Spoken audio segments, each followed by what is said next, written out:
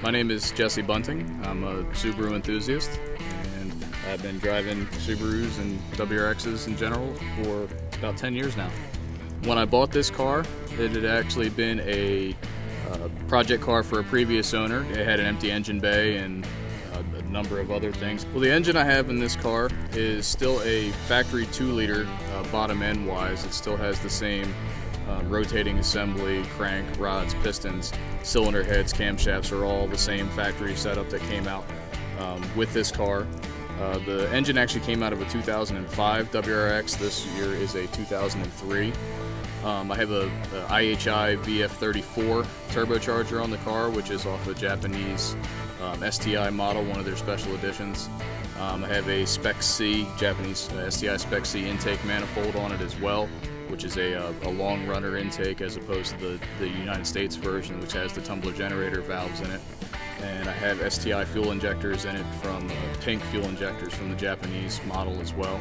Went mostly on Nasiak.com, the Subaru Impreza forum.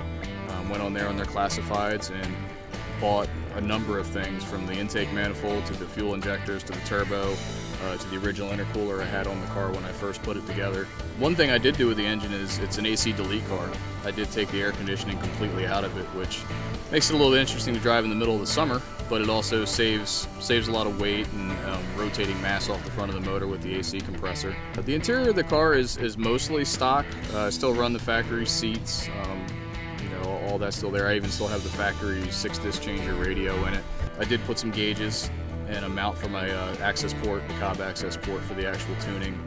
I have an AEM wideband air fuel gauge in there, as well as an autometer boost gauge.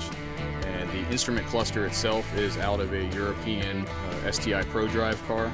The most fun thing I had about doing this particular build was basically starting from scratch. With this car, other than the upgraded brakes that were on it when I bought it already, everything that's on this car now is something that I picked out, I installed, I bought it. It's there. I know every piece that's on this car at this point, which has made it enjoyable for me because there's no guesswork in it.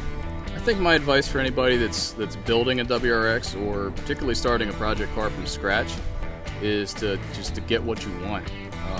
Don't make compromises in the parts that you want. If you've got the budget and the time to do it, buy what you want, build it right the first time, and don't let other people tell you what's not good and what's good. Just do whatever makes you happy with the build.